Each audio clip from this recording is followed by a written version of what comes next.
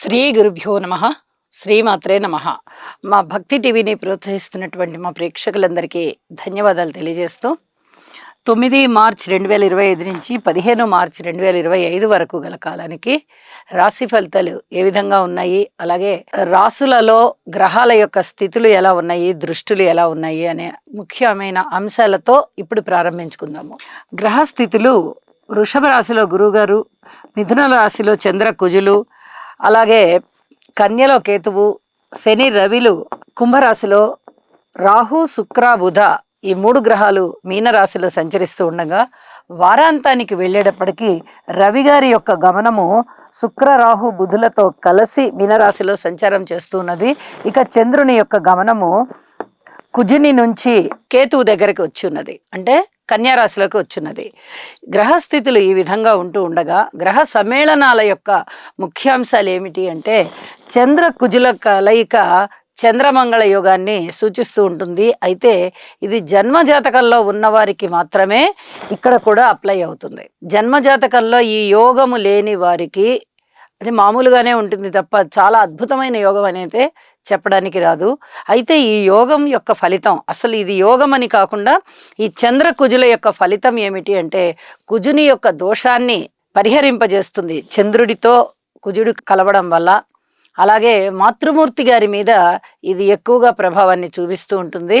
మాతృమూర్తి అంటే విపరీతమైన ప్రేమ పెరగడం కానీ, లేకపోతే కొంచెం క్రోధం పెరగడం కానీ జరిగే అవకాశాలు ఉన్నాయి అని చెప్పి తెలియజేస్తూ ఉన్నాను.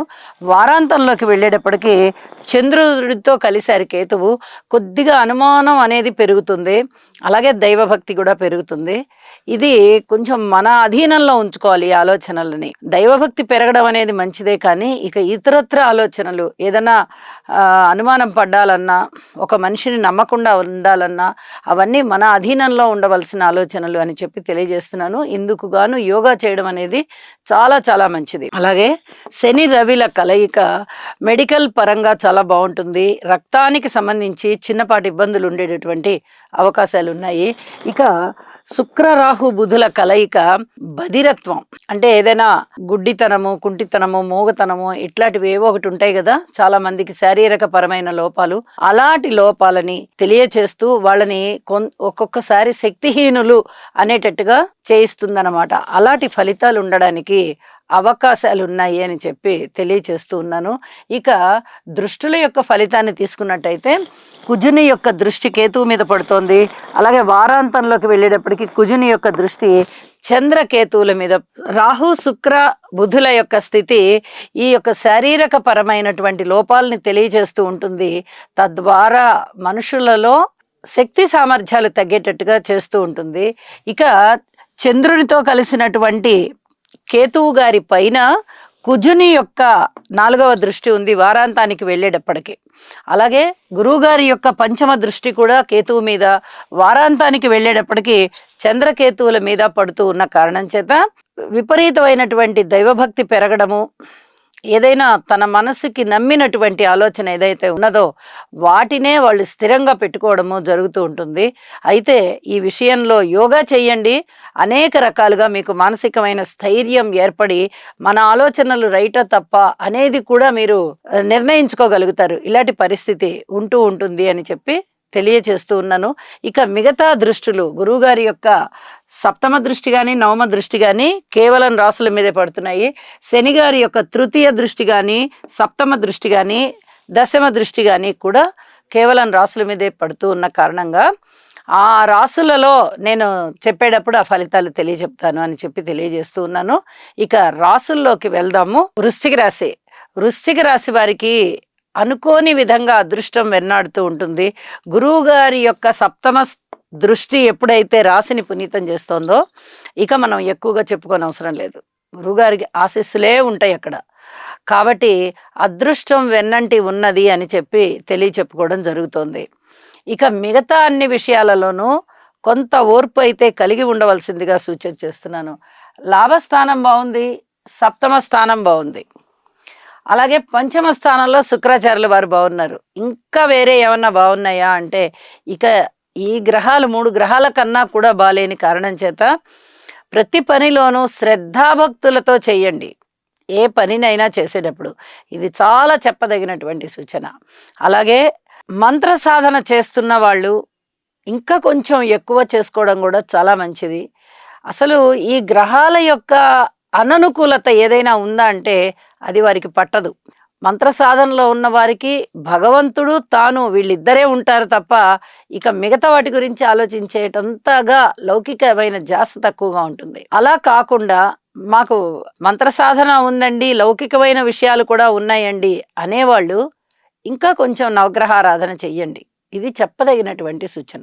అలాగే సంతాన రీత్యా పూర్తి ఓర్పు కలిగే ఉండండి. ఇంకా అంత పూర్తిగా అనుకూలమైనటువంటి స్థితులు రాబోవడం లేదు. అననుకూలమైన స్థితులు, అనుకూలమైన స్థితులు ఇలా పరస్పర విభిన్నమైనటువంటి అభిప్రాయాలు ఒక రాశిలో ఏర్పడుతున్నాయి కాబట్టి ఓర్పు కలిగి ఉండడం అనేది ప్రధాన ధ్యేయంగా పెట్టుకోండి.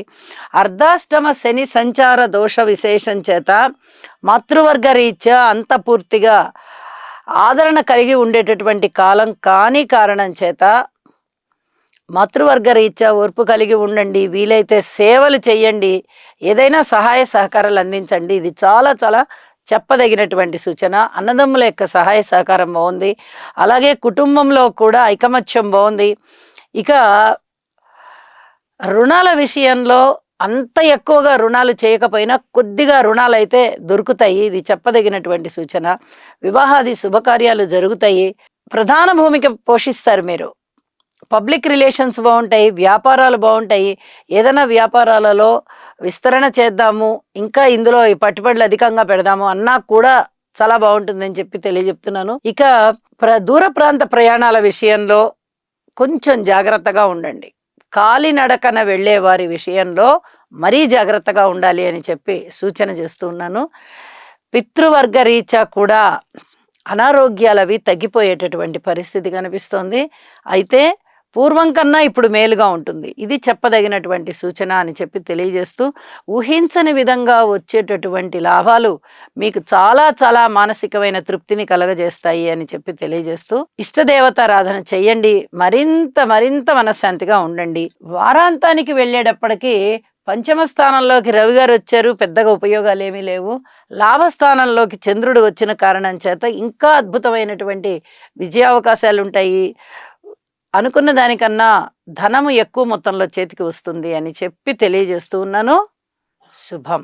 గురుగ్రహ అనుకూలత కొరకు దేవానాం చ ఋషీణాం చ గురుం కాంచన సన్నిభం బుద్ధిమంతం త్రిలోకేశం తం నమామి బృహస్పతిం.